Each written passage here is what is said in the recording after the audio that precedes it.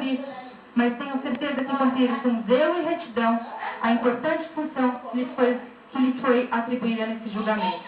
Peço desculpas se esqueci alguém, e a falha fica bem justificada em razão do cansaço. Dispensado o relatório, nos termos do artigo 492 do Código de Processo Penal.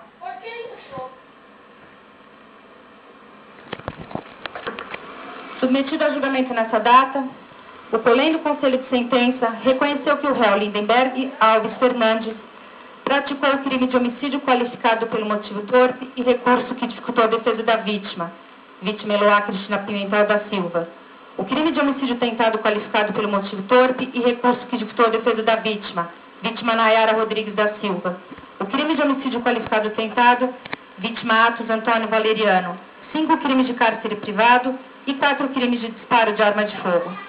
Individualizar a pena, examinar com acuidade todos os elementos que dizem respeito ao fato e ao criminoso, obedecidos e sopesados todos os critérios estabelecidos no artigo 59 do Código Penal, para aplicar de forma justa e equilibrada a reprimenda que seja proporcionalmente necessária e suficiente para a reprovação do crime.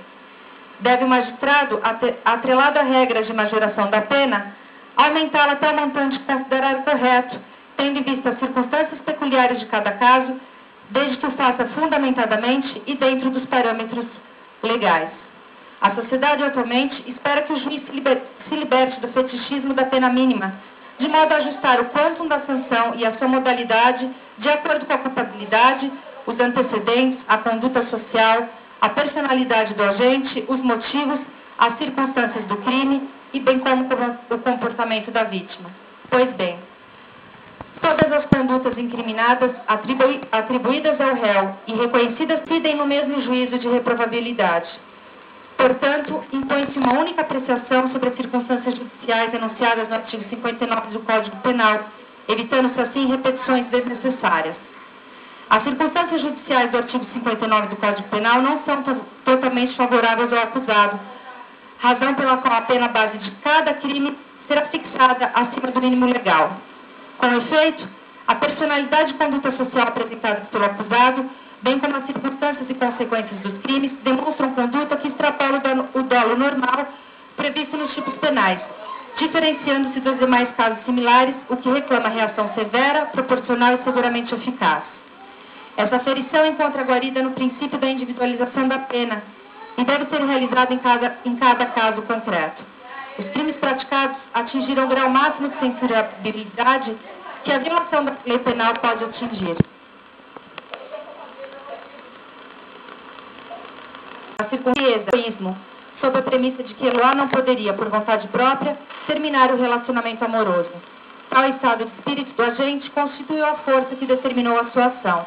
E, nesse contexto, envolveu não apenas tal vítima, mas também Nayara e Iago Vitor, amigos que a acompanhavam na data em que o acusado invadiu o apartamento.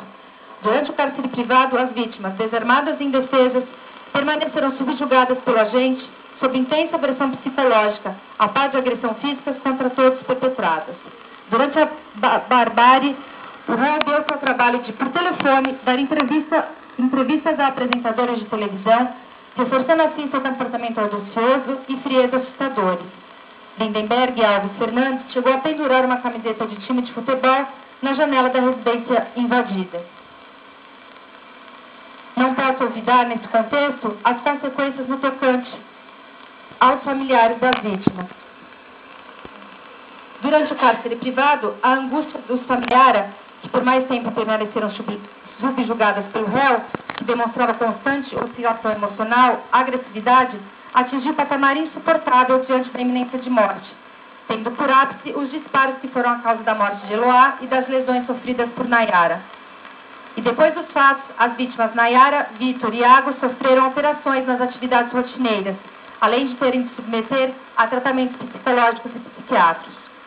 Ainda, além de eliminar a vida de uma jovem de 15 anos de idade e de quase matar Nayara e o bravo policial militar Atos Antônio Valeriano, o réu causou enorme transtorno para a comunidade e para o próprio Estado, que mobilizou o grande aparato policial para tentar demovê-lo de sua bárbara e cruel intenção criminosa. Os crimes tiveram enorme repercussão social e causaram grande comoção na população, escarrecida pelos dias de horror e pânico que o réu propiciou às indefesas vítimas. Em suma, a culpabilidade, a personalidade do réu, seus egoísticos e consequências do crime, impõem a essa julgadora, para a correta reprovação e prevenção de outros crimes, a fixação da pena, na primeira fase de aplicação, em seu patamar máximo, combinada para cada delito. Ou seja, 30 anos de reclusão para o crime de homicídio qualificado praticado contra Eloá, 30 anos de reclusão para o crime de tentativa de homicídio qualificado praticado contra Nayara, 30 anos para o crime de tentativa de homicídio perpetrado contra a vítima Atos, 5 anos de reclusão para cada crime de cárcere privado contra Iago, Vitor, Eloá e Nayara por 2 vezes essa, e de 4 anos de reclusão e pagamento de 360 dias multa para cada crime de disparo de arma de fogo. Na segunda fase, não incidem agravantes.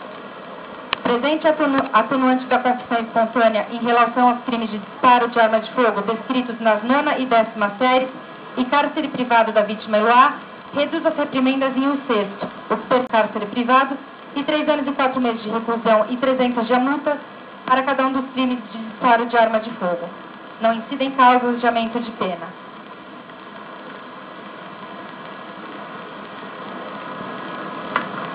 Reconhecida a tentativa de homicídio contra Nayara, reduz a pena no patamar mínimo de 1/3, tendo em vista o laudo pericial juntado a folhas 678 e 679 e a necessidade de futura intervenção cirúrgica para a reconstrução dos ossos da face, concretizando-a em 20 anos de reclusão. Em relação à tentativa de homicídio contra o policial militar Atos, aplica a redução máxima de 2/3, uma vez que a vítima não sofreu lesão corporal, o que perfaz 10 anos de reclusão. Os crimes foram praticados nos moldes do artigo 69 do Código Penal.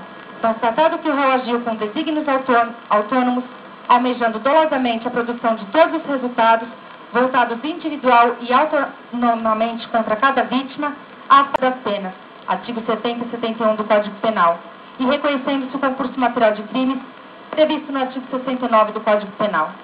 Somadas, as penas totalizam 98 anos e 10 meses de reclusão e pagamento de 1.320 dias multa, o unitário no mínimo legal. Para início de cumprimento da pena privativa de liberdade, fixa o regime inicialmente fechado e incidem os artigos 33, parágrafo 2º, alineado do Código Penal, artigos 1º, inciso 1º e 2º, parágrafo 1º, ambos da Lei 8.072/1990, em relação aos crimes dolosos contra a vida.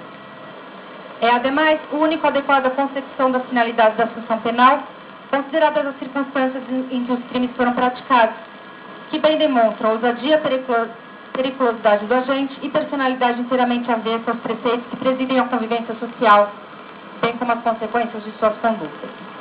As ações, nos modos em que reconhecidas pelo Conselho de Sentença, denotam personalidade agressiva, menosprezo pela integridade da vida das vítimas, o que exige pronta resposta penal. Como fundamento, na primeira etapa da dosimetria da pena, as circunstâncias judiciais são totalmente desfavoráveis ao réu. Parágrafo 3º do artigo 33 do Código Penal.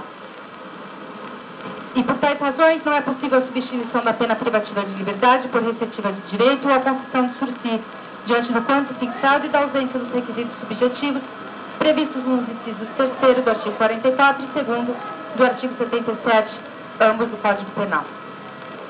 Saliento ainda a vedação prevista no artigo 69, parágrafo 1º do Código Penal, bem como que as benesses implicariam incentivo à reiteração das condutas de impunidade. Em face da decisão resultante da vontade soberana dos senhores jurados, julgo procedente a pretensão punitiva do Estado,